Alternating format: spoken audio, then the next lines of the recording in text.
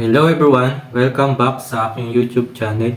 So for today's video, ang ituturo ko sa inyo ay yung part 2 ng pagbabasa ng plumbing layout.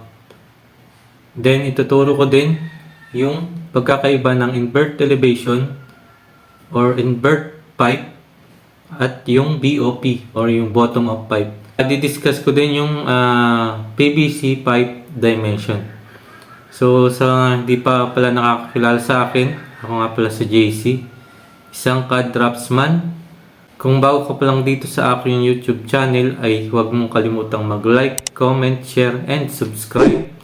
Click mo na rin yung notification bell all para like kang updated sa mga bago kong upload na video. So yun guys, mag-start na tayo.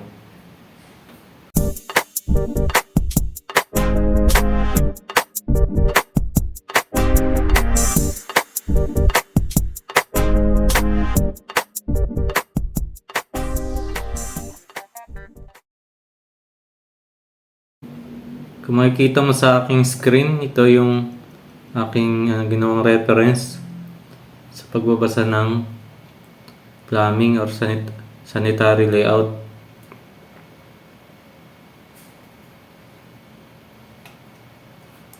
So ito is konto na 7th floor na may roof deck.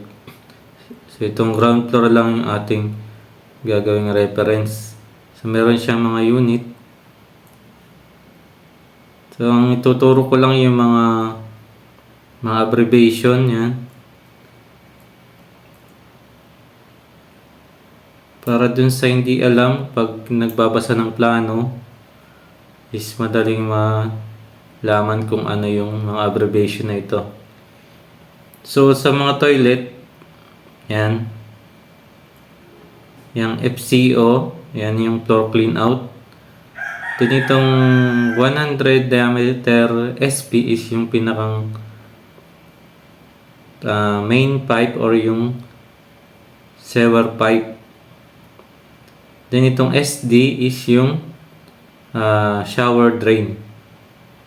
Ito namang WC ay yung water closet. Yung FD is yung floor drain. Yung lab is yung lavatory. Then yung KS ay yung kitchen sink. So dun sa first tutorial, dun sa unang upload ko ng pagbabasa ng plano, meron na akong ginawang video na about dito. So dadagdagan lang natin yung mga abbreviation kasi yun is maliit lang na unit. So pag nakita nyo tong SS at BS sa pipe chase, so ito yung pipe chase nya, ito yung mga riser pipe nya. So yung SS is soil stock ng sanitary pipe. Then yung BS is yung bed stock, sa bent naman siya. Yan. Yung 100 diameter SS, ito naman yung 75 diameter BS. Ito namang CDS 50 diameter is yung condensate drain stock. Yung pipe nya is yung tinatawag na CDP, yung condensate drain pipe. So ito yung stock nya, CDS. Ayan. So ito yung papuntang septic tank. Yung makikita nyo naman, mayroong papuntang catch basin. Yan. Yan, meron din dito. Yung DS is yung drain stock. So ito yung galing ng roof deck, pababa ng ground. Yan. Ito tinatawag na downspout. Ay sorry, downspout pala to. So yung roof drain sa roof is dito dadaan sa downspout. So ito yung tinatawag na downspout. Papuntang drain pipe. Yan. Papuntang catch basin or drain pipe. So alin pa dito yung di natin na So halos lahat typical naman yung pangalan niya. FCO yan mga. So punta naman tayo dito sa ating next na drawing. Yan. Kung makikita nyo yung layout papuntang sump pit pump. Yan. Nakalagay dito sa equipment schedule. So makikita ito sa miscellaneous detail or yung pinakang equipment schedule. So pag nakita nyo tong PD, yan, tawag yan is parking drain. So meaning nung TYP is typical. Ibig sabihin, typical lahat yung size ng parking drain. Then ito namang PWS is yung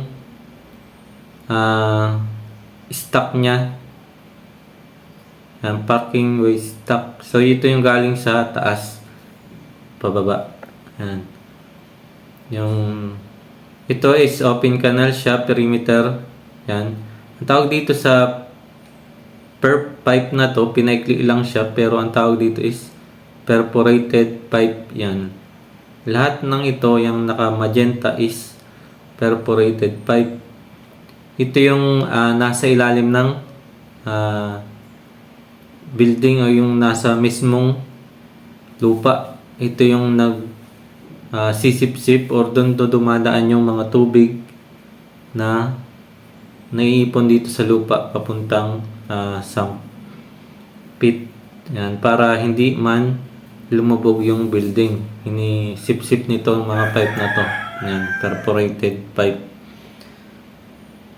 So, itong WP is waste pipe.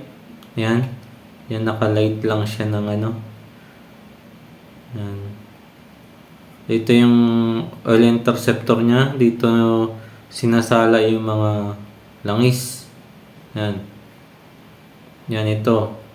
Yung perforated pipe is kumokonek papuntang drain pipe. So, lahat ng perforated pupunta siya ng drain pipe. Yan.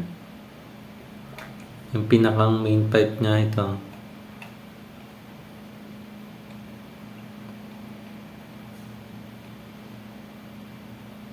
Yan. Yan yung tinatawag na perforated pipe. So, punta naman tayo dun sa invert elevation at sa BOP. So, meron ako ditong sample na drawing. Makikita nyo may tagging siya. Ito yung sa labas ng building.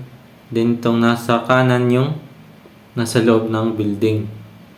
So, punta tayo dito sa invert level or yung invert pipe. So, kung makikita nyo yung elevation niya, elevation tawag dito ay sa plus sign, na positive sign, na ito 6,850. So, ibig sabihin nito, yung elevation ng pipe is nag-start sa 00 o yung pinakang sea level kung tawagin. So, kung di ako nagkakamali, yan, nasa 00 siya nag-start.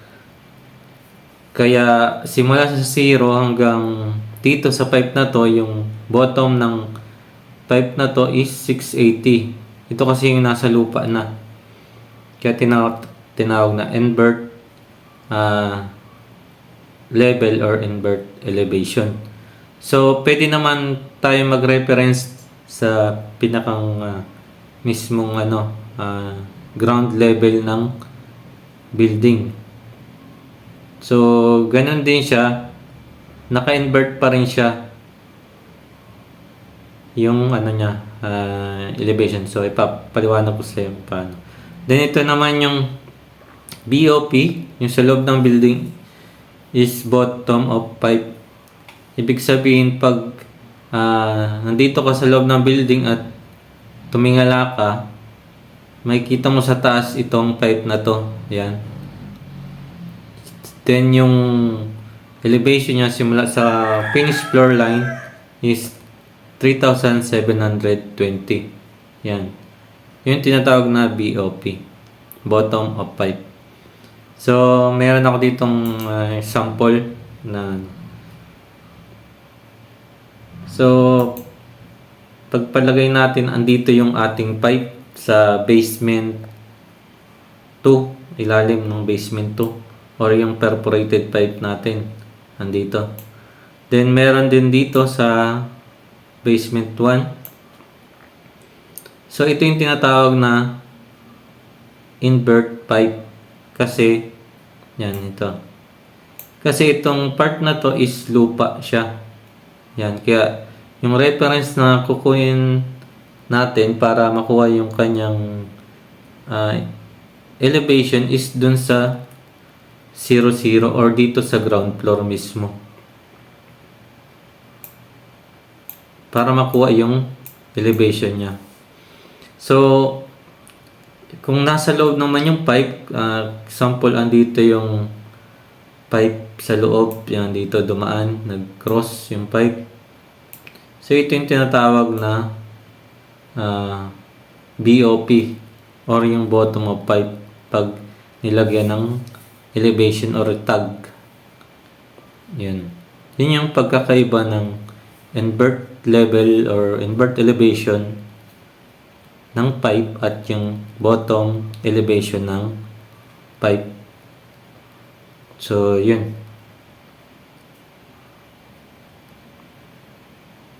So, punta naman tayo dito sa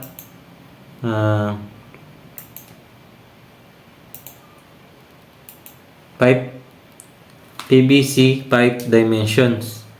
So, kung makikita nyo dito sa aking screen, yung guide nya is ibig sabihin ng OD, yan. Ibig sabihin ng OD, yung outside diameter ng pipe. Then yung ID is yung inside diameter.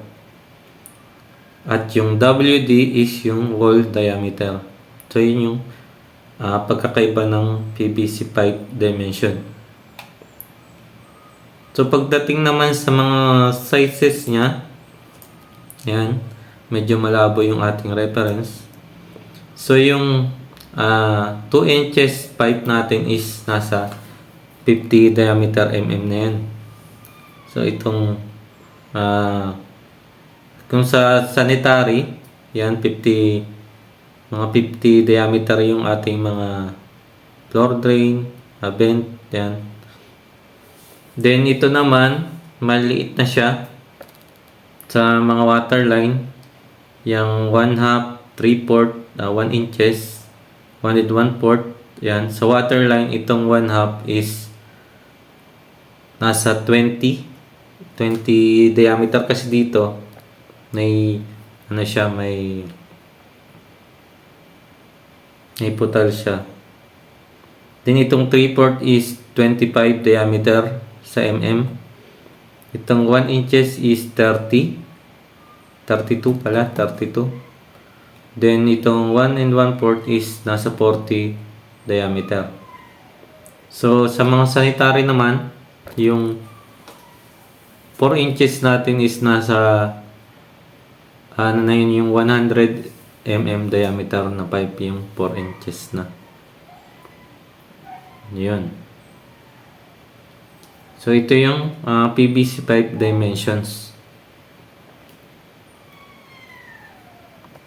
So yun guys, hanggang dito na lang ang ating discussion about sa plumbing. So kung may tanong kayo, ay comment nyo lang dito sa comment section ng video na to, then sasagutin natin sa ating next video. So salamat sa panood, sana may natutunan kayo dito sa aking diniscuss ngayon about sa plumbing. So maraming salamat at ingat.